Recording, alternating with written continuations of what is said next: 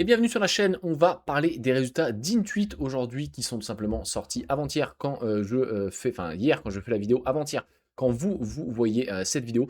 Donc on va parler des résultats, on va aller voir est-ce que je conserve ma position, est-ce que je renforce, qu'est-ce que je compte faire avec Intuit sur les mois, les trimestres suivants. On va aller voir si les résultats sont si catastrophiques que cela, parce que j'ai vu énormément passer de choses, notamment sur mon Discord où je me réveille à 5h30 du mat et je vois que c'est la guerre. On m'annonce du moins 15% sur Intuit. Finalement, on est quasiment à moins 5 quand je fais cette vidéo. On annonce des résultats un petit peu décevants, alors que je suis allé voir les résultats. Vous allez voir que c'est pas du tout aussi mauvais, en tout cas qu'on nous l'a annoncé. Donc, bien évidemment, si vous êtes actionnaire, si vous voulez prendre du Intuit dans les semaines qui suivent, cette vidéo est faite pour vous. N'hésitez pas d'ailleurs à vous abonner à la chaîne. Vous êtes plus de 50% à ne pas vous être abonné sur la chaîne, donc je vous recommande, les amis, de le faire. N'hésitez pas aussi à me suivre sur les réseaux si ce n'est pas encore fait. Vous avez tout en commentaire épinglé ou en premier commentaire épinglé, ou tout simplement en description de la vidéo. Vous avez mes liens vers Instagram, vous avez mon X, vous avez ma page Facebook, vous avez même mon Reddit, TikTok, etc. Le Discord de la chaîne, ou si vous voulez venir me présenter votre portefeuille, qu'on parle ensemble dans une vidéo sur la consultation d'investisseurs, je suis le seul à faire ce format où je vous donne la parole. C'est direction le Discord de la chaîne, pareil, c'est tout en description de la vidéo, en premier commentaire épinglé. N'hésitez pas encore une fois à vous abonner et nous, on est directement parti pour les résultats d'Intuit.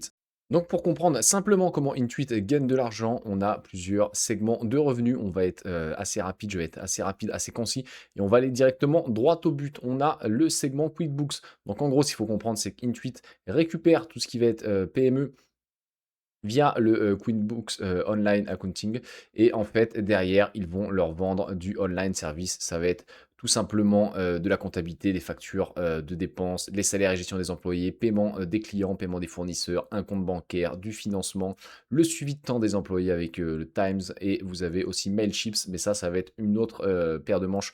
Ça va être du marketing CRM, et Mailchips ils vont l'inclure un petit peu plus loin. On va aller voir justement que l'achat de Mailchips, c'est un petit peu du caca sur Intuit. Pour Intuit, ça a été payé très cher et vous allez voir qu'il n'y a pas énormément de croissance. Mais en gros, ce qu'on doit comprendre, c'est que QuickBooks doit grossir plus vite. On a 20% au Q4. Derrière, une fois qu'ils ont les PME dans QuickBooks, ils leur vendent du online service en croissance de 15% au dernier trimestre. Sur l'année, ça fait 16% de croissance. Donc le QuickBooks entier fait 23% de croissance sur l'année. C'est très bien. On a même une petite accélération pour QuickBooks par rapport à 2025. Par contre, il y a on va aller voir le mot du CEO. Le problème, c'est qu'on a malheureusement, cette croissance a été basée sur de l'augmentation des prix. On n'a que 3% de plus de nouveaux utilisateurs payants. Donc ça, c'est vraiment pas bon. C'est ce qui a un petit peu effrayé le marché. On va aller voir tout ça après. Donc on a l'ancienne version du QuickBooks, le desktop, etc. Mais là, on n'est qu'à 2,9 milliards de revenus, alors que le total online écosystème, c'est quasiment 10 milliards de revenus, plus 19% sur l'année 2026, 20% sur 2025. Donc on voit qu'on reste très bon là-dessus. Et derrière, vous avez TurboTax.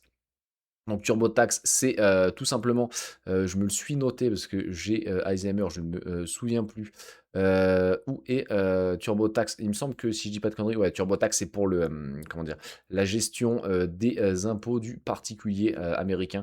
Donc ils ont perdu aussi des parts de marché là-dessus, notamment ceux qui payaient très peu d'impôts, notamment à cause de l'IA, hein, et comment dire, des, des solutions un petit peu moins chères. Donc ils ont dit, en fait, ils vont baisser un petit peu le coût, enfin le prix de TurboTax, donc baisser un petit peu les marges pour regagner des clients derrière. Derrière aussi, vous avez Credit Karma, donc là on a en croissance de 20%, TurboTax c'est 7%, et ProTax, ça va être tout ce qui va être logiciel pour les comptables, les boîtes de comptabilité, et on est à 4% de croissance seulement. Ce segment-là, le segment consumer, est en croissance de 11%, donc c'est plutôt pas mal. Et les revenus totaux de Intuit sont en croissance de 14%. L'année dernière, on était en croissance de 16%, et on a fait 14% de croissance au Q4. Là, on avait fait un 10% au Q3, 17 et 18. On a un petit ralentissement, là où 2025 était plutôt assez correct, et on a du coup 21 milliards 448 millions de revenus sur Intuit. Donc au premier abord, on voit qu'on a quand même de la croissance, sachant quand on va aller voir la valo d'Intuit, on n'est pas non plus sur une boîte avec des PE de 40 ou 50, mais on est sur des PE beaucoup plus corrects, et 14% de croissance au premier abord, c'est pas déconnant du tout, sachant que la marge, les revenus opérationnels par contre sont en croissance de 20%, donc là c'est très bien aussi. Hop, operating income non gap, après ouais, il y a le gap, non gap, on va pas trop s'attarder dessus. Mais par contre, ce qu'il faut regarder, c'est les EPS, donc tout simplement les bénéfices par action. en croissance de 20 sur 2026. On a une décélération par rapport à 2025, mais 20 c'est quand même très, très bon. À noter aussi les rémunérations d'actions. Ils étaient d'1,9 milliard en 2024, ils sont de 2,56 millions. Donc on voit qu'on n'a pas non plus une accélération des SBC, ça reste maîtrisé. Donc à première vue, les résultats sont pas si mauvais que ça. On va aller voir Mailchips. Mailchips, c'est pourri, hein, complètement pourri. On va aller voir, hop, hop, hop, hop. Non, je ne l'ai pas ici, Mailchips. Mailchips, il est. Si, je l'avais forcément là. Je l'avais peut-être en bas, Mailchips, non? Je l'ai peut-être là, non? Non, je n'ai pas Mailchips ici, là? Ou alors c'est devant moi et en fait. Tac, tac, tac, tac. Je l'ai vu en fait. Et j'ai vu que c'était catastrophique. Ouais, voilà, il est là, Mailchips. Ils l'ont mis là. Mailchips, hop, on va aller le voir. C'est quasiment. Il y a zéro de croissance. S'il vous plaît, là, hop. On est en décroissance de 1% sur Mailchips. Ce n'est pas bon du tout. On va aller voir maintenant les guidance pour 2027. Et c'est là où un petit peu le bas blesse. Hop, on va aller voir, on a une croissance de 9 à 10 des revenus sur l'année. Pourquoi? Parce qu'on a tout simplement un CEO, on va aller voir après, qui nous a dit on va commencer un petit peu à baisser les prix, notamment sur TurboTax. On ne gagne pas assez de clients. On va essayer de baisser nos prix, on va essayer de faire croître le nombre de clients. Moi, ce qui me fait un petit peu peur en termes de perspective, c'est que malheureusement, et, enfin, on va aller voir ensemble, on va aller lire justement le commentaire du management, mais le PDG a souligné un changement stratégique majeur. Pourquoi ça me fait peur, mais en fait, le changement stratégique majeur, il aurait dû avoir lieu avant. J'ai l'impression qu'en fait, ils se sont mangé le mur de il n'y a que 3% de nouveaux clients payants en plus. Donc, on va faire un changement stratégique. Mais ça, pour moi, tu dois l'anticiper quand tu es un bon CEO. Après avoir mis l'accent sur l'augmentation des revenus par client existant, ça, ils l'ont très bien fait. C'est pour ça qu'on avait des croissances à deux chiffres, notamment quasiment de 20%. Intuit doit désormais se recentrer sur l'acquisition massive de nouveaux clients. Mais ça, tu dois le faire avant, mon pote. Tu ne dois pas avoir le mur du 3% de nouveaux clients payants pour le faire. Donc un pivot vers l'IA, Intuit se transforme en une plateforme experte pilotée par l'IA. L'objectif est de passer d'un logiciel qui enregistre des données de système, qui fait le travail pour le client, automatisation des factures, prévision de la trésorerie. Donc ça, je suis plutôt d'accord avec eux. Le défi du DIY, le faites-le vous-même. Le management reconnaît avoir perdu des clients sur le segment de déclaration de revenus simple. Donc ça va être TurboTax vraiment pour les gens qui n'ont pas énormément de revenus. Parce que ce qu'il faut savoir, c'est qu'aux États-Unis, c'est à vous de vous démerder avec la déclaration d'impôt. C'est encore, je pense, peut-être plus compliqué même que chez nous. Alors déjà que c'est nous, c'est une merde sans nom à faire, mais là-bas, c'est à vous de vous démerder. Au profit des concurrents moins chers, la stratégie de prix sera ajustée pour redevenir compétitive. Parce que ce qu'il faut savoir, c'est que nous, on a déjà des fiches d'impôt pré-remplies. Là-bas, il n'y a rien de pré-rempli, c'est à vous de vous démerder. Donc on a un succès du marché intermédiaire, les mid-market, donc tout ce qui va être PME, etc. On l'a vu avec QuickBooks, ça marche du feu de Dieu. Les entreprises plus complexes ont un moteur de croissance, plus de 39% de revenus sur ce segment. L'offre Intuit Entreprise Suite a vu ses revenus annuels multipliés par 4. Donc là, c'est très très bon pour Intuit. C'est vraiment le cœur du business d'Intuit. Il faut comprendre, c'est que TurboTax, le segment consumer, c'est très bien. Ça rapporte quand même du cash, mais c'est beaucoup moins obligatoire, entre guillemets, en termes de segment, de croissance de segment que ce marché-là. Les entreprises, tout ce qui va être PME, etc., c'est vraiment le cœur du business d'Intuit. C'est là qu'ils peuvent aller chercher énormément de thunes. Et c'est là qu'ils ne vont pas être disruptés par l'IA, parce que l'IA, dans toutes ces entreprises-là, on a envie que ça marche. On a envie d'avoir comment dire, d'avoir un retour fiable. On n'a pas envie que ça merde. Et c'est pas Roger du service, du service, comment dire, du service DRH qui va venir vous mettre votre IA sur l'ordinateur quand vous êtes dans ces boîtes-là. Donc, ils vont continuer de payer tout simplement les abonnements à Intuit. On a monétisation de l'écosystème. Un client utilisant à la fois TurboTax et Crédit Karma rapporte 2 fois plus qu'un client n'utilisant qu'un seul produit. L'idée est d'attirer des clients par produit gratuit ou peu coûteux, les QuickBooks Freelite pour les convertir ensuite à d'autres services. Et tout ça, en fait, c'est très bien, mais j'ai envie de dire, mais qu'est-ce que vous avez attendu pour mettre tout ça en place?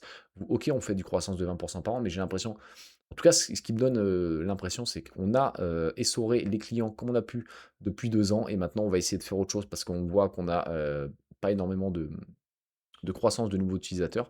mais pourquoi ne pas l'avoir fait avant? Et c'est exactement la même chose, pourquoi avoir acheté Mailchips quand on voit qu'il n'y a quasiment aucune croissance de revenus? C'est un petit peu de la merde et j'ai pas l'impression que le PDG, ça soit vraiment la chips la plus croquante du paquet. C'est ça qui me fait un petit peu peur sur une tweet. Maintenant, je vais vous dire un petit peu plus tard ce que j'en pense, est-ce que je garde, est-ce que je vends.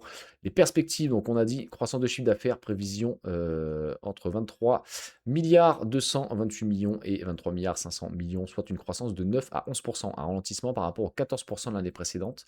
Là, c'est quand même un bon petit ralentissement de 4%, 4 à 5%. Le croissance par segment, le Global Business Solution 13 à 14%. Et justement, le consumer, un 4 à 6% impacté par la baisse volontaire des prix pour regagner des parts de marché. Et on a Crédit Karma 11 à 13%, ça c'est très très bien. Donc malgré les investissements de marketing, Intuit prévoit une expansion de sa marge opérationnelle grâce à des gains d'efficacité, ok ça c'est bien. L'entreprise vise un retour à une croissance à 2 chiffres après cette phase de transition.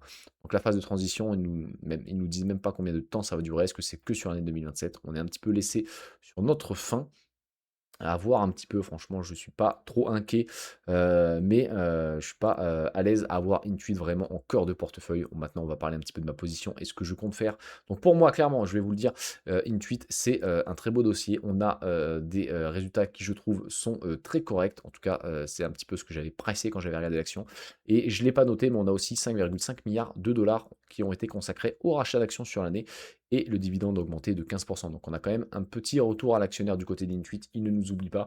Maintenant, on n'a pas eu les résultats des free cash flow, mais on va aller voir, hein, les résultats du free cash, enfin les marges de free cash flow n'ont quasiment pas bougé, ou au pire se sont améliorées. On nous annonçait 23,7, ouais voilà, le marché a été un petit peu déçu parce qu'on nous annonçait 23,7 milliards, on aura 23,5 milliards, enfin 500 milliards, enfin 500 millions, pardon, 23,500 millions de revenus sur 2027. Donc on a une petite décélération, mais c'est pas déconnant du tout. On nous annonçait combien là? On nous annonçait 12%, ouais, on va être peut-être à 10 ou 11. C'est pas la fin du monde au niveau des revenus. Maintenant, c'est les bénéfices. Les bénéfices, il faut qu'ils arrivent tout simplement à bien maintenir leur marge. S'ils maintiennent leur marge, on aura des free cash flow de quasiment 8 milliards, quasiment doublement. Ah putain, ils ont quand même marché du feu de Dieu, hein. Parce qu'en plus, on n'a pas beaucoup de. Ah oui, mais je suis con, les bénéfices, on a des. Je comprenais pas pourquoi, mais on a des rémunérations en actions, donc ce qui vient flinguer un petit peu les bénéfices. Mais justement, les rémunérations en actions sont en baisse. On va les voir un petit peu sur le dernier quarter par rapport à l'historique, en fait. Hop, on va les voir. Ah, c'est quand même 40% d'SBC, hein. Mais ouais, est-ce que ces chiffres sont vraiment justes, des 40% d'SBC? Parce que pourtant, sur l'année, ça n'a pas monté. On va aller voir en annuel, en fait, hein. Hop, ouais, on est descendu. Donc, en fait, je pense qu'ils ont remis beaucoup d'SBC le dernier quarter parce qu'ils en avaient quasiment pas mis en début d'année. Donc, au final, il y a moins de SBC. Aussi pourquoi? Parce qu'on a énormément de free cash flow. Donc, on peut s'attendre à avoir 5-6 milliards de rémunération, enfin de rachat d'actions quand on a une valo à 92 milliards. Donc, on va racheter énormément d'actions. Donc, là, déjà, on va avoir un prix qui va être drivé aussi grâce à ça. Et voilà, là, on a un petit peu de rachat d'actions, hein. Notamment sur la dernière année, hop, on a 1,5% de rachat d'actions, donc je pense que ça va aller de plus en plus vite. On a une croissance en CAGR du dividende de 15% par an, donc ça c'est plutôt correct aussi. Et on a un petit payout ratio qui va être tout simplement vraiment, comment dire, un petit peu, hop, gommé par le rachat d'actions, hein. Plus vous faites de rachat d'actions, moins, du coup, votre payout ratio devient gros, même si vous augmentez justement votre dividende, donc ça, c'est plutôt pas mal. Maintenant, côté valorisation, moi, ce que je compte faire aussi sur Intuit, on va être clair, je ne vais pas vendre ma position, mais je ne vais pas renforcer tant qu'on n'est pas à moins de 300 $. Si Intuit retombe sous les 300 $, je trouve, qu'on a un prix vraiment, presque incohérent par rapport aux fondamentaux de la boîte. Ça se paye 20 fois de PE. Est-ce que j'ai envie, actuellement, est-ce que j'irai sur Intuit à 20 de PE pour une croissance du chiffre d'affaires de 10 à 11%? Ça me paraît correct. Si la croissance des BPA d'ailleurs, qui est, j'en ai pas parlé, mais la croissance des BPA sur 2027, c'est quand même 20%. Donc on aurait possiblement une boîte sur les 4 prochains trimestres à 13 de forward PE, à 10 fois les operating cash flow, à 10 fois le free cash flow. Donc je trouve que le prix, en tout cas sur Intuit à 340 $, c'est pas déconnant. Quelqu'un qui voudrait construire une position, est-ce que moi j'aurais forcément envie d'y aller? Je trouve on avait un deal qui était exceptionnel à 260, hein. Là, fallait mettre une grosse cartouche si le SaaS nous intéressait. Moi, est-ce que je crois au SaaS sur les années à venir? Oui, je ne dis pas que tous les SaaS vont se faire disrupter. Il y en aura qui seront disruptés. Je pense qu'ils vont perdre totalement le marché, comment dire, le marché du TurboTax vers les particuliers. Énormément de particuliers vont pouvoir se démerder, notamment grâce aux IA, etc. On peut imaginer un Google, etc., qui nous fasse, enfin en tout cas pour les États-Unis, qui fasse une sorte de turbo-taxe pour les particuliers, un petit peu payant dans l'abonnement, etc. Ça doit pas être bien compliqué à faire et il pourrait simplement se voir se faire flinguer les parts de marché pour petit à petit aussi peut-être proposer des solutions aux entreprises en fait. Donc à voir un petit peu comment ça va évoluer. Moi, ce que j'avais envie et c'est ce que j'avais dit quand j'avais acheté du Intuit, j'achète Intuit, je vends enfin, quand j'obtiendrai mes pourcentages cibles, c'est-à-dire 80% de plus-value sur Intuit, j'en revendrai une partie. Après, c'est une toute petite position de mon portefeuille. Donc, je ne vais pas la garder 5 ou 10 ans. J'espère arriver à, là actuellement, je dois être à 20% de perf. Encore 60% de perf, les amis, et je me débarrasse. Donc, quand on va passer les 400 $, je réfléchirai un petit peu à déjà ce que je vais faire sur Intuit. On verra bien. On verra bien, on verra bien. Maintenant, il va falloir qu'on arrive quasiment vers les 500 pour que j'en revende une partie. Maintenant, j'aurais pu renforcer à 260. Je ne renforce pas actuellement, je vous le redis. Je renforcerai quand, en plus, j'avais pris une croissance des free cash flow par action de 6. Un prix sur free cash flow de 16. Actuellement, on a 10. Pour avoir un prix juste autour de 400. Maintenant, le marché, il price quoi? Hop, on va aller là. Le marché, il price, alors les 6% de croissance des free cash flow, je vais vous garantir on les aura, hein, parce qu'on va déjà quasiment avoir 2% d'actions simplement rachetées. Donc ça nous ferait une croissance organique de 4% des free cash flow. On les aura sur les 5 prochaines années, je ne m'en fais pas. Maintenant, c'est est-ce que le marché va décider d'acheter Intuit à 14 fois les free cash flow dans 4 ans? Ça, j'en en sais absolument rien. Mais s'ils acceptent de payer 14 fois les free cash flow, ça nous donnerait un prix juste aux alentours de 350 $. Moi, ce que j'avais pricé quand j'avais acheté le titre, c'était 12%, enfin 6% de croissance des free cash flow, ou même un petit peu plus, et un PE de 10 ou 11, et on avait les 300 $, mon prix juste, et j'avais acheté. J'aurais peut-être dû renforcer, maintenant je ne l'ai pas fait. Mais voilà, ce que je peux vous dire sur Intuit, je garde le dossier, je ne renforce pas si jamais le marché décide de pénaliser Intuit et faire aller Intuit vers les 300 $. Encore une fois, aucun conseil d'investissement, faites vos propres recherches. Mais vers les 300 $, je pense que je pourrais renforcer ma petite position que j'aurais dû renforcer à 250, mais le problème c'est qu'on ne peut pas tout acheter, hein. Il y a un moment donné, il faut faire des choix. Donc je renforcerai si on arrive à 300 $. Et je me mets dans la peau de quelqu'un qui voudrait peut-être entamer une position sur Intuit. Moi je trouve que c'est pas déconnant au prix actuel, encore une fois, faites vos propres recherches. Patientez peut-être, je ne sais pas, mais je trouve qu'on a. Maintenant c'est un peu plus difficile pour moi, parce que moi qui ai acheté une position à 300, j'ai pas forcément envie de me repositionner actuellement. Mais je trouve en tout cas que les résultats sont très corrects. Le marché en a fait tout un pataquès parce qu'on a justement des guidances qui ont été un petit peu baissés, on a 200 millions de moins par rapport à ce qui était attendu, c'est pas la fin du monde. Maintenant, à voir si ils arrivent à faire pivoter un petit peu le marché. Je suis pas forcément fan en plus du board et du CEO d'Intuit, donc c'est pour ça que j'ai pas forcément envie de l'avoir. Hop, on va aller justement, on va aller dans mon petit portefeuille quality. Intuit, c'est, je sais même plus où elle est, c'est 3% du portefeuille, hein. J'ai à peine 1000 balles dessus, c'est vraiment peanuts. Donc je la garde, je ne vends pas, je prendrai mes 80% et je vous garantis qu'on va y arriver aux 80%. Encore une fois, n'hésitez pas à vous abonner si cette vidéo vous a plu. J'ai voulu faire vraiment un petit résumé assez rapide des résultats pour tous les gens qui ont Intuit, pour tous les gens qui peuvent avoir un petit peu peur du bruit de marché, etc. Parce qu'il y a beaucoup de fake un petit peu sur Intuit.